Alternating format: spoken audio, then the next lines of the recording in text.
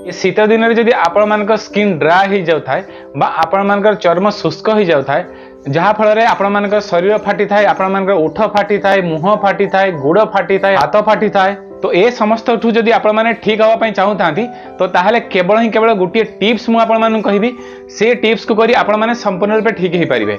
Tips T है देसी गाई क्षीर ने 30 ରୁ 40 ml ने नेला परे आपण माने कौन करिवे सकाळ सूर्य उदयर 3 घंटा भितर आपण माने संपूर्ण रूपे मालिश करिवे।